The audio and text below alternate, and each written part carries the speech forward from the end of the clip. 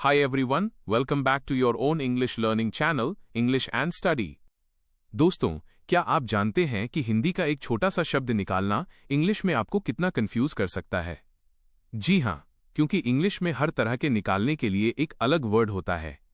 जरा सोचिए, क्या आप इन वाक्यों को इंग्लिश में कॉन्फिडेंस के साथ बोल सकते हैं? मैं रोज गाय का दूध निकालता हूं, उसने मुझे घर से निकाल दिया है, वो टायर से हवा निकाल रहा है, मोहन ने तिजोरी से पैसे निकाले होंगे, या फिर उसने गन्ने से रस निकाला।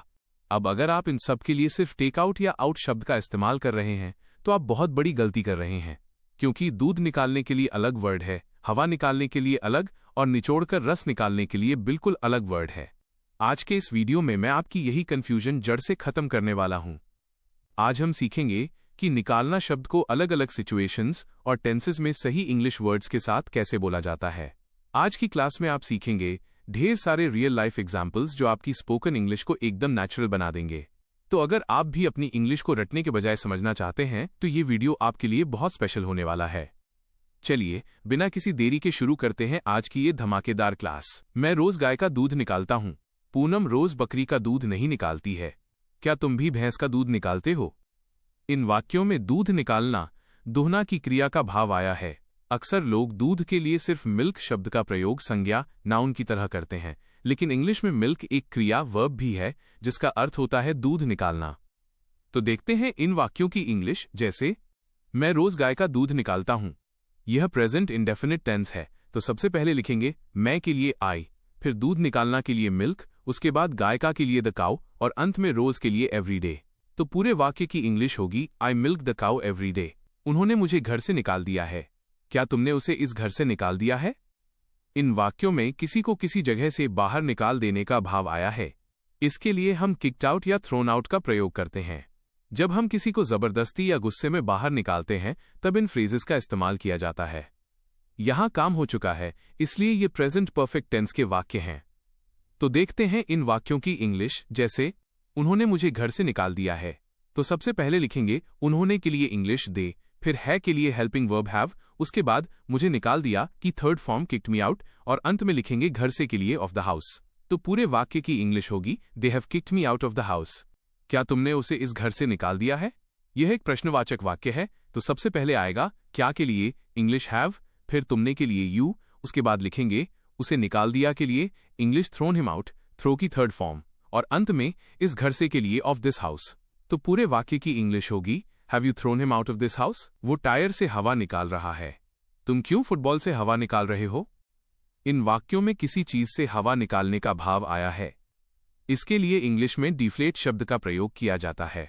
जब हम किसी टायर, गुब्बारे या फुटबॉल की हवा निकालते हैं तो उसे डिफ्लेटिंग हो रहा है के लिए कहा जाता है। यह प्रेजेंट कंटिन्यूअस टेंस के वाक्य हैं। तो देखते हैं इन वाक्यों की इंग्लिश। जैसे वो टायर से हवा निकाल रहा है, तो सबसे पहले लिखेंगे वोह के लिए ही, फिर है के लिए हेल्पिंग वर्ब इज, उसके बाद हवा निकाल रहा के लिए इंग्लिश डिफ्लेटिंग और अंत में टायर से के लिए द टायर। तो पूरे वाक्य की इंग्लिश होगी he is deflating the tyre. मैं गन्ने से रस निकालूंगा, क्या वो कल नींबू से रस निकालेगा? इन वाक्यों में भविष्य फ्यूचर में किसी चीज से रस निकालने का भाव आया है। इसके लिए हम एक्सट्रैक्ट या स्क्वीज शब्द का प्रयोग करते हैं। गन्ने जैसे सख्त चीज से रस निकालने के लिए एक्सट्रैक्ट और नींबू या संतरे जैसी चीजों को निचोड़कर रस निकालने के लिए स्क्वीज का इस्तेमाल बेहतर होता है। तो देखते हैं इन वाक्यों की इंग्लिश। जैसे मैं गन्ने से रस निकालूंगा, यह फ्यूचर इंडेफिनिट टेंस है, तो सबसे पहले लिखेंगे मैं के लिए आई, फिर भविष्य के लिए विल, उसके बाद रस निकालना के लिए एक्सट्रैक्ट जूस और अंत में गन्ने से के लिए फ्रॉम शुगर केन। तो पूरे वाक्य की इंग्लिश होगी I will extract juice from sugar cane. क्या वो कल नींबू से रस निकालेगा? यह एक प्रश्नवाचक वाक्य है, तो सबसे पहले आएगा विल, फिर वह के लिए ही, उसके बाद रस निकालना के लिए स्क्वीज जूस, फिर नींबू से के लिए फ्रॉम अ लेमन और अंत में कल के लिए टुमारो। तो पूरे वाक्य की इंग्लिश होगी will he squeeze juice from a lemon tomorrow? उसने जमीन से पानी निकाला, हमने भी पत्थर से पानी निकाला। इन वाक्यों में पानी निकालना या खून निकालना की बात हो रही है। जब हम जमीन या कुएं से पानी या शरीर से खून निकालते हैं तो इसके लिए ड्रॉ शब्द का इस्तेमाल होता है, और जब किसी कठिन चीज जैसे पत्थर या किसी वैज्ञानिक प्रक्रिया से कुछ निकाला जाता है तो वहां एक्सट्रैक्ट शब्द का प्रयोग बेहतर होता है। यहां काम बीते हुए समय में हुआ है, इसलिए यह पास्ट इंडेफिनिट टेंस के वाक्य हैं। तो देखते हैं इन वाक्यों की इंग्लिश। जैसे उसने जमीन से पानी निकाला, तो सबसे पहले लिखेंगे उसने के लिए इंग्लिश ही, फिर निकालना की सेकंड फॉर्म ड्रू, उसके बाद पानी के लिए वाटर और अंत में जमीन से के लिए इंग्लिश फ्रॉम द ग्राउंड। तो पूरे वाक्य की इंग्लिश होगी he drew water from the ground. हमने भी पत्थर से पानी निकाला। तो सबसे पहले लिखेंगे हमने के लिए वी, फिर भी के लिए ऑल्सो, उसके बाद निकालना की सेकंड फॉर्म एक्सट्रैक्टेड, फिर लिखेंगे पानी के लिए वाटर और अंत में पत्थर से के लिए फ्रॉम द रॉक। तो पूरे वाक्य की इंग्लिश होगी we also extracted water from the rock. एक और वाक्य को इंग्लिश में बनाएंगे जैसे डॉक्टर कल मेरा खून निकाल चुका था। ये पास्ट परफेक्ट टेंस है, तो सबसे पहले लिखेंगे डॉक्टर की इंग्लिश द डॉक्टर। इसके बाद लिखेंगे था के लिए हेल्पिंग वर्ब हैड। इसके बाद लिखेंगे निकालना की इंग्लिश ड्रॉ, वर्ब का थर्ड फॉर्म ड्रॉन। इसके बाद लिखेंगे मेरा खून की इंग्लिश माई ब्लड। अब लिखेंगे कल की इंग्लिश येस्टरडे। तो इस पूरे वाक्य की इंग्लिश होगी the doctor had drawn my blood yesterday. उसने अलमारी से कपड़े निकाले होंगे। मोहन ने तिजोरी से पैसे निकाले होंगे। इन वाक्यों में निकालने की बात हो रही है, लेकिन यहाँ एक अनुमान असम्पशन लगाया जा रहा है कि पास्ट में ऐसा हुआ होगा। इसके लिए हम मस्ट हैव के साथ क्रिया की थर्ड फॉर्म यानी टेकन आउट का प्रयोग करते हैं। जब हम पक्के तौर पर अनुमान लगाते हैं कि किसी ने कोई चीज कहीं से निकाली होगी, तब इस स्ट्रक्चर का इस्तेमाल होता है। तो देखते हैं इन वाक्यों की इंग्लिश। जैसे उसने अलमारी से कपड़े निकाले होंगे।